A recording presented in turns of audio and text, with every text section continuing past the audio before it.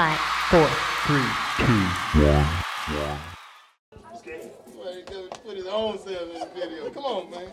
What's happening? It's your man Tall Boy, the Tall Boy Experience, and I got my man Don D.C. Curry right here backstage at the Civic Center. How you doing, sir? All good, man.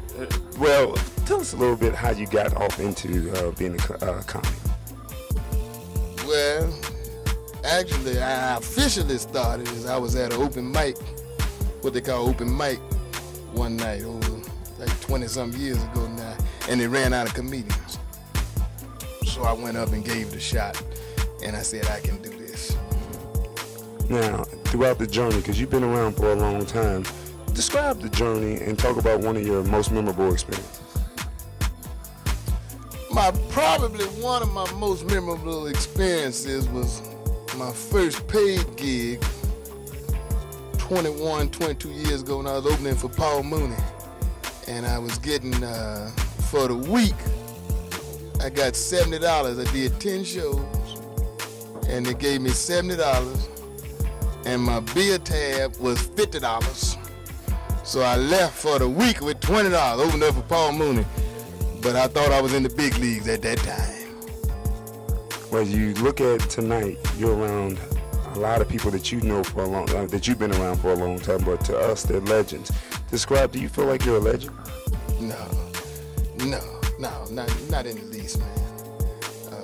No, I've been fortunate enough to have survived for 20 years, but no, I wouldn't call myself a legend. Now you say you've been in the game for about 20 years, and you're not just only a comedian, you're also a producer, a writer. What got you up into that kind of stuff? Well, you got to do something else. You do have some free time. Since I don't work during the week no more, I done made that much. No, some of your projects, man, other people don't believe in.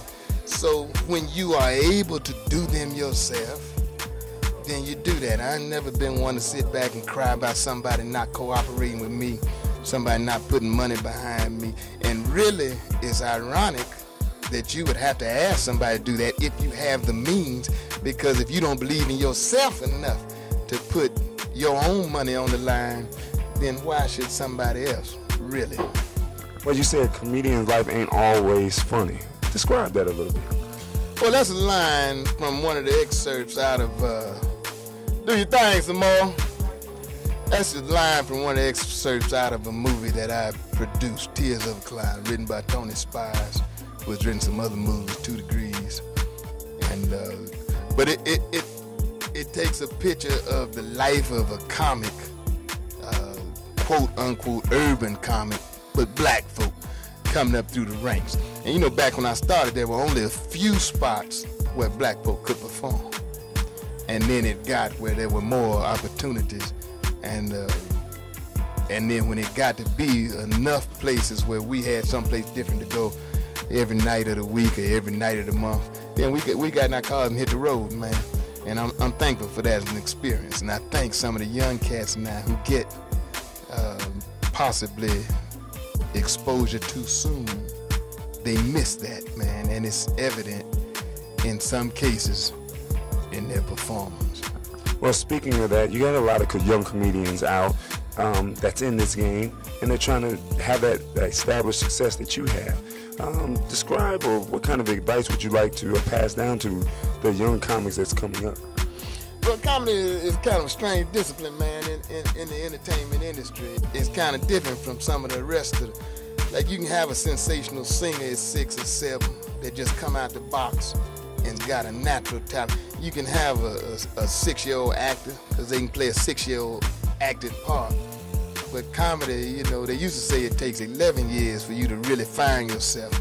It can be done quicker than that, but it ain't nothing where you just fall out the box rolling, because you have to get out there and experience the feedback from the crowd. Then you have to experience what the crowd will accept from you.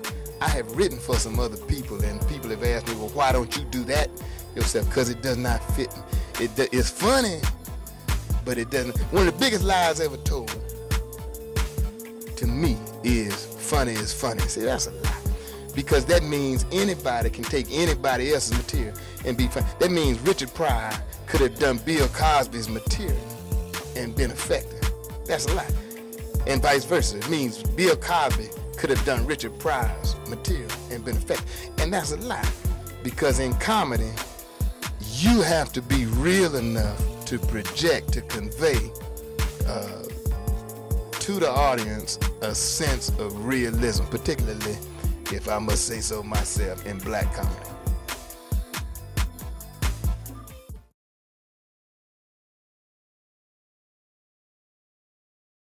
Think big. Think tall. Think Tall boy. Tall boy.